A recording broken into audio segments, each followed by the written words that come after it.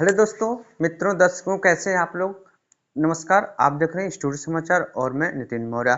तो आज चर्चा करेंगे, पूरे दिन भर की चर्चा करेंगे कि राजनीतिक दुनिया में क्या हुआ, ठीक है, और फिल्मी दुनिया में, साथ ही साथ क्रिकेट दुनिया में क्या होने वाला है, सारी चीजें पर चर्चा करेंगे।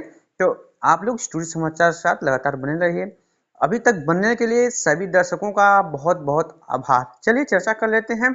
तो आज कांग्रेस के नेता जो सांसद हैं, जो सांसद हैं इमरान मसूद जी, उन्होंने कहा कि उन्होंने बांग्लादेश के परपक्ष में कहा, जो बांग्लादेश में हिंदुओं पर बर्बरता हो रही है उसके पक्ष में कहा, उसके संदर्भ में कहा कि अगर प्रियंका गांधी जी प्रधानमंत्री होती तो बांग्लादेश में ऐसा नहीं होने देती। उन्होंने तंज कसा प्रधानमंत्री मोदी पर। तो इसी बात को, इसी बयान को लेकर जो है कि भारतीय जनता पार्टी जो है कि कांग्रेस पर तंज कस रही है। वो कह रही है कि राहुल वर्सेस प्रियंका हो रहा है।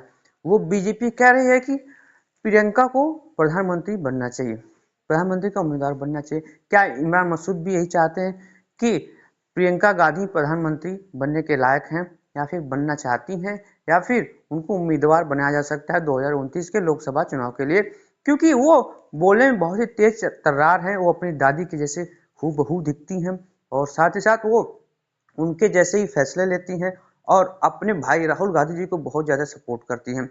वो राहुल गांधी जी को अपना नेता मानती हैं और उन्हें सपोर्ट करती हैं। उन्हें चुनाव के तरीकों में, तौर तरीकों में बहुत ज्यादा हेल्प करती हैं, मदद करती हैं और साथ ही साथ हर एक बड़े बड़े रैली में, बड़े बड़े राज्यों में जाकर प्रचार प्रसार करती हैं। ये कांग्रेस की बड़ी नेता हैं। वो राहुल गांधी के बाद कांग्रेस की बड़ी नेता प्रियंका गांधी जी हैं। वो उनका गुट का जो एक है अलग सा, वो में इमरान मसूद जी आते हैं और वो चाहते हैं कि प्रियंका गांधी जी प्रधानमंत्री। क्या कांग्रेस 2029 में ऐसा कर सकती है? अगर ऐसा कर सकती है तो कांग्रेस में बहुत बड़ा बदलाव होगा और कांग्रेस सीटें भी जीत सकती है, साथ साथ उसके साथ ही साथ चुनाव भी जीत सकती है, क्योंकि प्रियंका गांधी में एक अट्रैक्शन देखने को मिलता है। सारे कार्यकर्ताओं में, संगठन में, कांग्रेस पार्टी के संगठन में जितने भी कार्यकर्ता हैं, बड़े बड़े नेता हैं, सभी जगह जो है कि प्रियंका गांधी सर्वमान्य है। सबको जो है कि वो पसंद करती हैं और सभी लोग उनको पसंद करते हैं। तो इसीलिए मेरी भी राय है कि कांग्रेस पार्टी से जो है कि प्रधानमंत्री की उम्मीदवार प्रियंका गांधी जी को बनाना चाहिए। और साथ ही साथ आप लोग स्टूडियो समाचार के साथ लगातार बने रहें, क्योंकि स्टूडियो समाचार आपको बहुत ही बेहतरीन और बहुत ही ताज़ा और तरीन खबरें आपके पास पहुंचाता है। चलिए दूसरी खबरों के बारे में बात कर लेते हैं। तो राहुल गांधी जो जर्मनी गए थे पिछले दिनों, वहां अभी भी जर्मनी में है, वो वहां से भाषण देते हैं। अपने भाषण में कह रहे हैं कि भारत में, इंडिया में वोट चोरी बहुत ही बड़ा मुद्दा है और संस्थाओं पर बड़े बड़े आरोप लगा रहे हैं कि सारी जो संस्थाएं हैं वो बीजेपी के कब्जे में हैं और वोट चोरी बहुत ही बड़े पैमाने पर हो रही है। वो इलेक्शन कमीशन पर आरोप लगा रहे हैं कि इलेक्शन कमीशन, ईडी, सीबीआई, जितने भी बड़ी बड़ी संस्थाएं हैं वो सारे के सारे सरकार के, यानी कि बीजेपी सरकार के कब्जे में है, ऐसा वो आरोप लगा रहे हैं। तो क्या इसी आरोप पर जवाब देते हुए बीजेपी कह रही है कि यह देश विरोधी बयान है? आप लोग कमेंट करके जरूर बताएं कि क्या यह देश विरोधी बयान है, क्योंकि राहुल गांधी जी जो इंडिया में बोलते हैं वही विदेशों में जाकर बोलते हैं। उनका वो सेम रहता है, अलग अलग तो रहता नहीं है कि इंडिया में कुछ और बोले, विदेश में कुछ और बोले, ऐसा तो कुछ रहता नहीं है। सारी चीजें सेम रहती हैं। इसीलिए मेरे हिसाब से ये चीजें जो है कि सही है, ये देश विरोधी गतिविधियां नहीं है।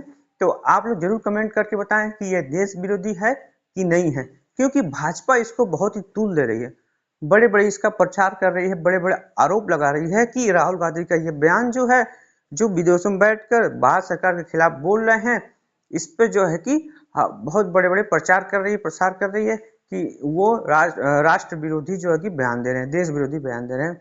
इस पर कांग्रेस के प्रवक्ता जो कहते हैं कि प्रधानमंत्री मोदी जी भी 2015 में विदेशों में कई बार कांग्रेस की सरकारों पर आरोप लगा चुके हैं, गलत गलत भाषण दे चुके हैं। ऐसा ऐसा आरोप कांग्रेस के प्रवक्ता भी लगाते रहे हैं कि बीजेपी भी जो है कि दूध की धूली नहीं है, वो भी ऐसा काम करती है। ये सब चुनाव को देखते हुए ऐसे ऐसे भाषण दिए जा रहे हैं, क्योंकि पश्चिम बंगाल में चुनाव है, उधर यूपी में चुनाव है, फिर उसके बाद अलग अलग राज्यों में चुनाव है, फिर उसके बाद जो कि 2029 में आप लोग जानते हैं कि 5 साल पूरे होने के बाद 2029 में लोकसभा का चुनाव भी होगा। तो ये सब सारी चीजें चलती रहेंगी। और इसके बाद इंडिया न्यूजीलैंड और इंडिया का 11 जनवरी से मैच होने वाला है, वो भी आप लोग देखिए।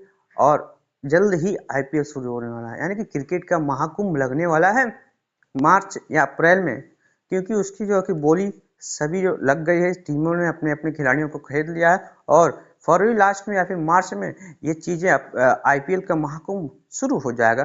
तो आप लोग स्टूडियो समाचार पर लगातार बने रहिए, क्योंकि सारी चीजें और विस्तृत तौर पर आपको बताई जाएगी। और स्टूडियो समाचार के साथ आप लगातार बने रहिए, शेयर किया करिए और वीडियो को लाइक और सब्सक्राइब चैनल को जरूर किया करिए।